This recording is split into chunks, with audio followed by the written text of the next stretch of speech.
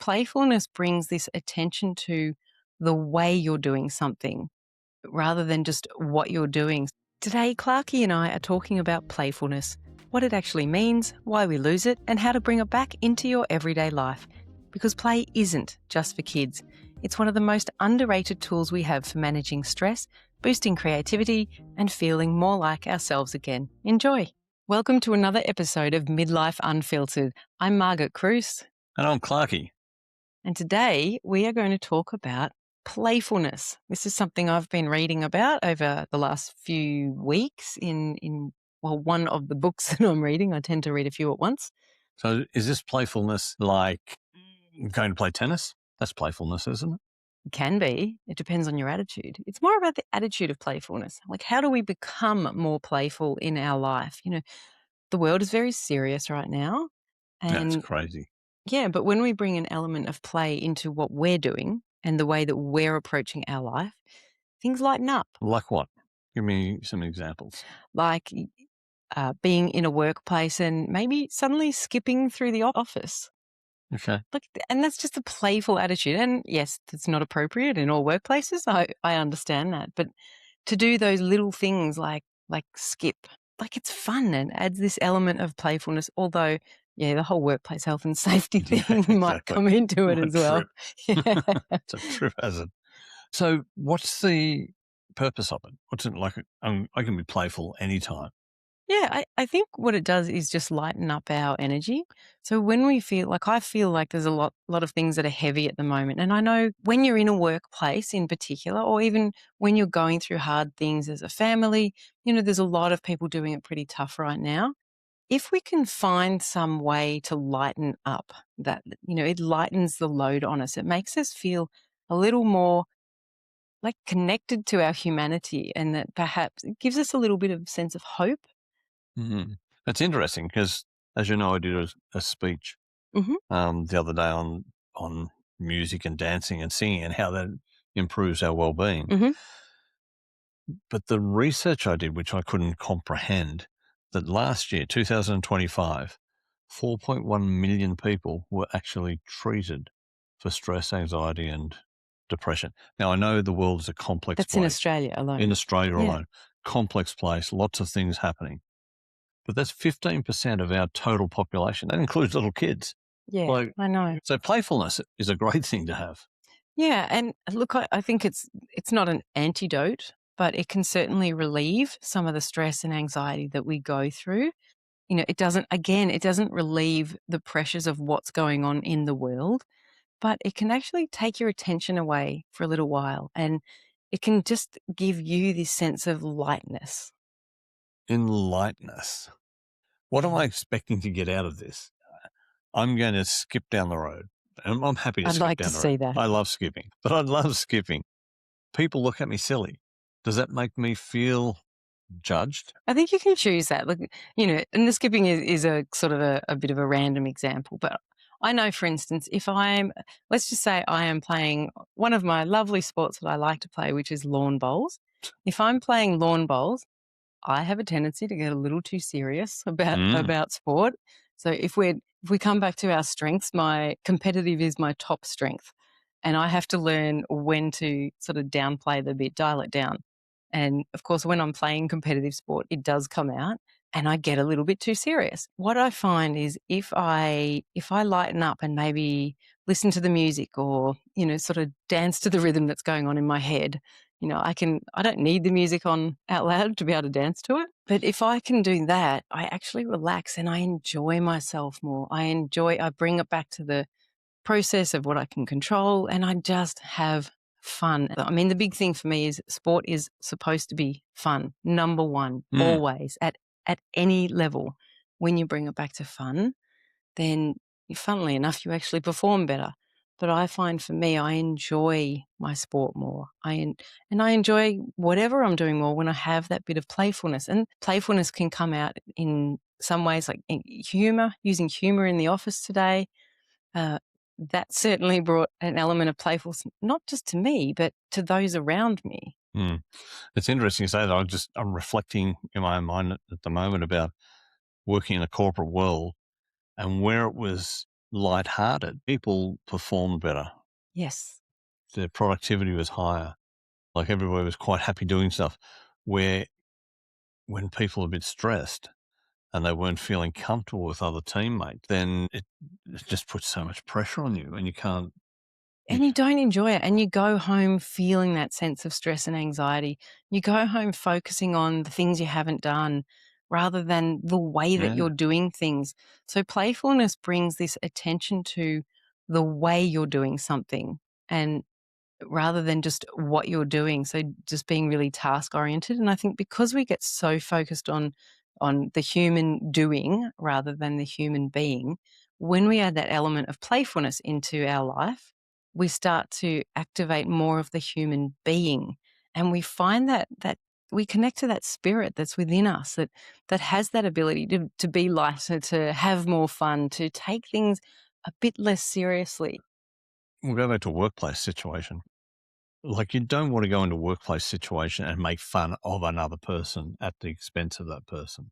No, didn't say that, did But it's I? playful for everybody else in the room, but one person gets impacted dramatically.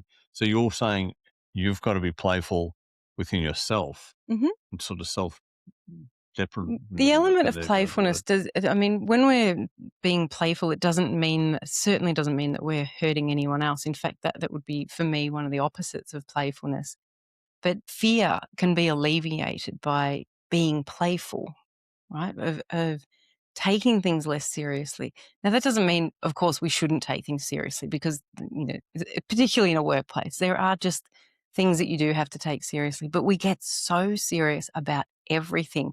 And particularly when there's this excess pressure from the external world that's going on at the moment, that we can just alleviate that a bit and find that joy, find our way back to joy through play and Yeah. bringing in that play. There's quite a bit of research around play and the way that it does help us. And in fact, it activates more of our creativity. We know that when kids are in that play state and they activate more of their creativity, they're learning. We actually learn far more when we're in a play state. And if you have a think about the things that you've learned and the way that you learn, whenever there's play involved, you remember more of what you're learning. Mm.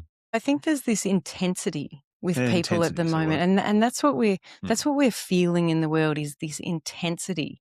And so the way you lighten up intensity is with some playfulness. Now I don't advocate ever doing that at the expense of someone else, but we can find ways that work for us.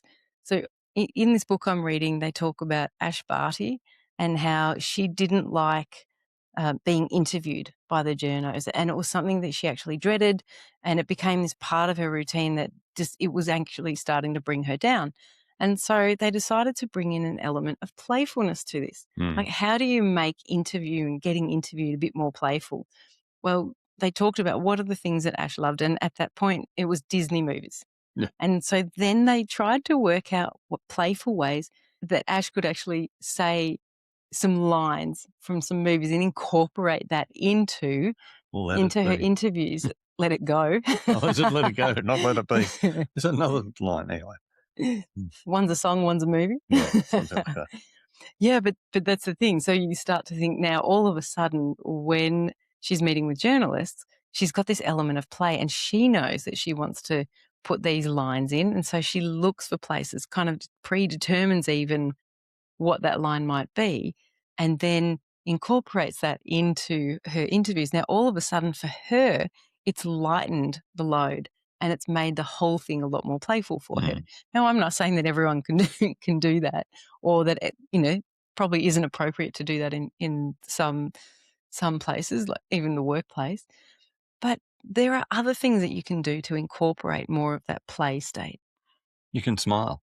You can You smile. can smile. You can have open body language. Mm. There's lots of things that you can do to make people feel comfortable, and you feel like joyful in the way you're doing things. Yeah. And so that's what it is. It's sort of invoking more of that feeling of joy within ourselves, Mm. but doing it through play and having that understanding that through play we actually come up with better ideas, we learn better, we feel better.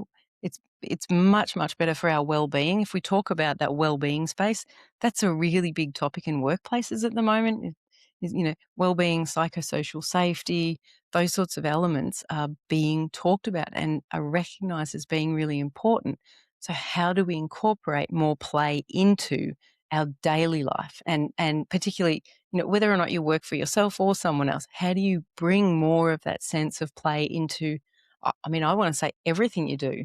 Mm. You can bring an element of play into the way you do the dishes. I was going to say, You know? at home, you can bring a lot of that in. Yeah, yeah.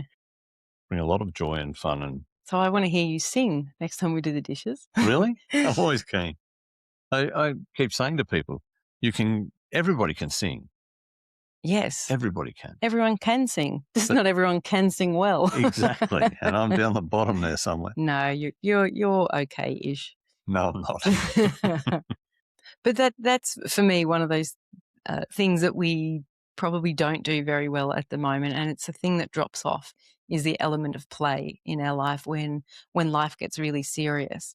And there's no doubt there are times of life when we simply don't have the capacity to feel playful.